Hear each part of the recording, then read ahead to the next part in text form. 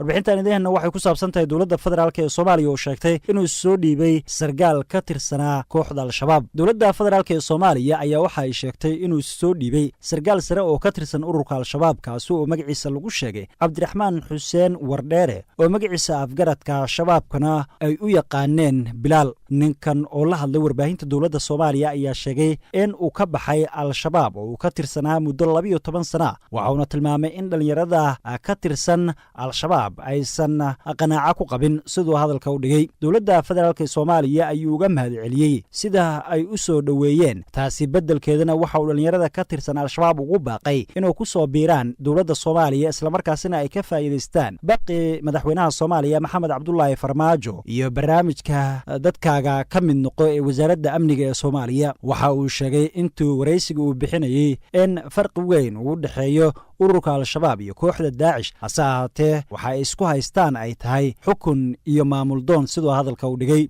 dowladda federaalka ee Soomaaliya ayaan sheegin halka uu iska soo dhiibay iyo shabaab waxa uu qaabilsanaa horey sidaan oo kale waxa isku soo dhiibay dhalinyaro ka soo baxday Al-Shabaab oo isku soo dhiibay dowladda federaalka ee Soomaaliya kuwaas oo sheegay inay ka faa'iideysanayeen cafiska uu fidiyay madaxweynaha Soomaaliya Maxamed Cabdullaahi Farmaajo. intaas ayaan daawadayaal ku soo gabagabeynaa warbixinteenu kaga hadlaynay dowladda federaalka ee Soomaaliya oo sheegtay inuu soo dhiibay sargaal ka tirsanaa kooxda Al-Shabaab oo lagu magacaabi jiray Cabdiraxmaan Xuseen Wardheere magaciisa afgaradka ee shabaabkana uu ahaa Bilaal. daawadayaasha ku cusub page-kana YouTube-ka waxaan ka codsanaynaa inaysan hilmaamin subscribe-ka, like-ga, share-ka si wararkeena iyo warbixinadeenna maalinlaha ah ay ula socdaan insha Allah.